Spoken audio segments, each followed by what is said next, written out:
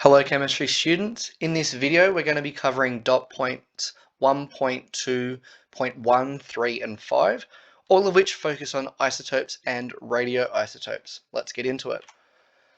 For this lesson it will be quite important to have a periodic table at your side.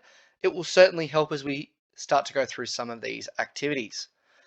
First off, a little bit of a review. We're going to be looking at counting protons and neutrons, and electrons in this activity, which is something that should have been covered to some extent in some point between years 7 and 10.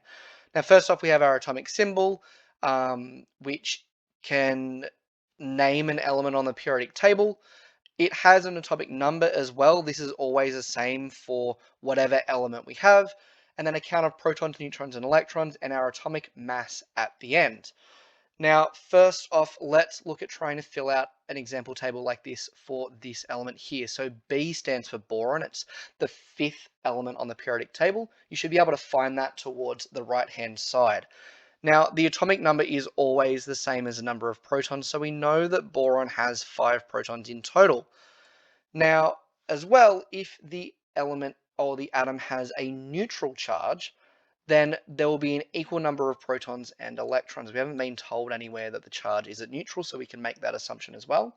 And the last thing that we need to do is figure out how many neutrons are there. Now, in this particular boron atom, its atomic mass is 11. The atomic mass is the sum of the number of protons and neutrons. So if there are 5 protons and the entire atom weighs 11 atomic mass units, then the number of neutrons needs to be 6, as 5 plus 6 is equal to 11.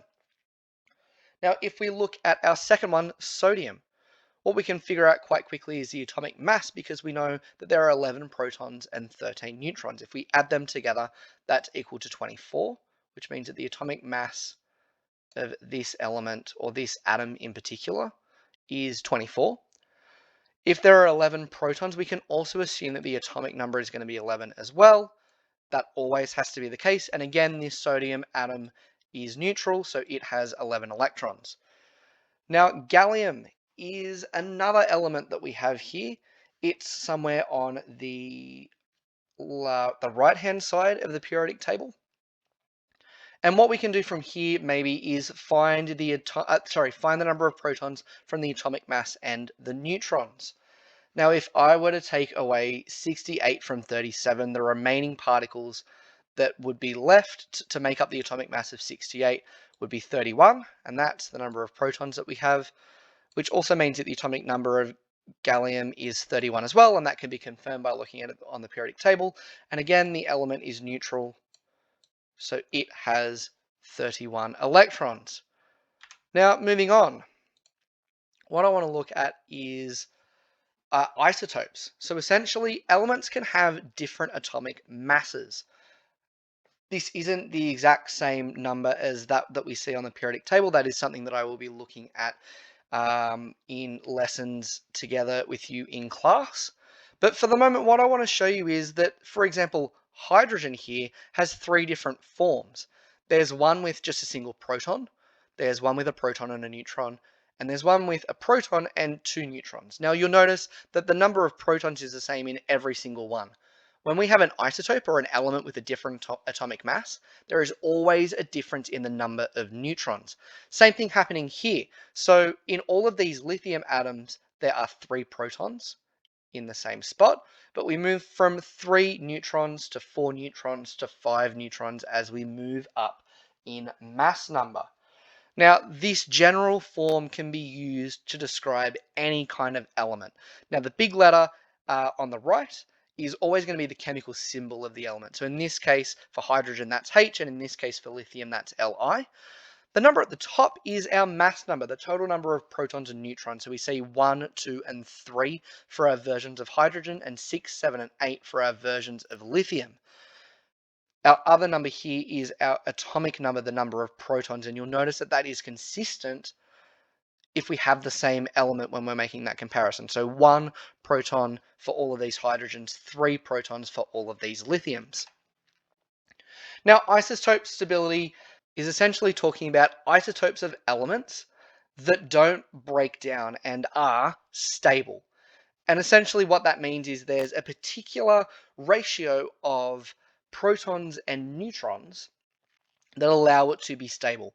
We see this trend sort of rising in this graph here, this region of stable isotopes. Now what we see at the beginning, say at a number of 10 protons here, is that 10 neutrons would make our isotope stable. If we had more or less, then that could potentially, more or less neutrons, then for an element with 10 protons in it, or an atom with 10 protons in it, that isotope could potentially be unstable. But what we see is it doesn't follow this 1-to-1 ratio that we see at the beginning all the way through. Eventually, you need more neutrons than protons up in this stable region where we begin exceeding 40 protons to actually have a stable isotope. Now, if an isotope is unstable, then what we say is it is a radioisotope. And these unstable isotopes will decay or break down to form stable isotopes. We don't see them naturally really all that much. And the way that an isotope will go about breaking itself down is by releasing a particle or energy in the form of what we call radiation. So this is associated to maybe some things that you've learned about in Year 9 or 10 or from popular culture around radiation and potentially its harmful or beneficial effects. There are different kinds of radiation. So we see here alpha and beta particles are the release of protons and neutrons, or maybe even an electron. There can be proton emission as well, there can be neutron emission, and there can be also the emission of waves or a form of energy. So usually that's gamma rays, sometimes that can also be X-rays. Here we see a diagram showing that different kinds of radiation have different penetrating powers. Now alpha particles are the most destructive, but they don't penetrate objects particularly well because they are so large. Beta particles can be quite damaging as well, but it can penetrate through at least paper and get stopped by aluminium, again because the particles are quite large. X-rays and gamma rays have quite high penetrating power as well, and neutrons are quite destructive and can penetrate through a lot of things, only being stopped by thick concrete. This sort of brings us towards isotope stability.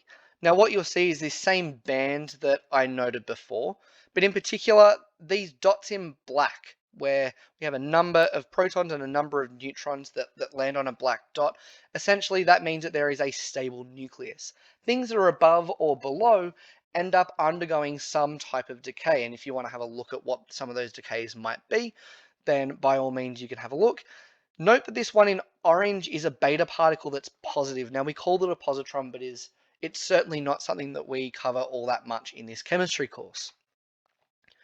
Last thing to look at here are that radioisotopes aren't just damaging things that are there to hurt us. They're actually quite useful.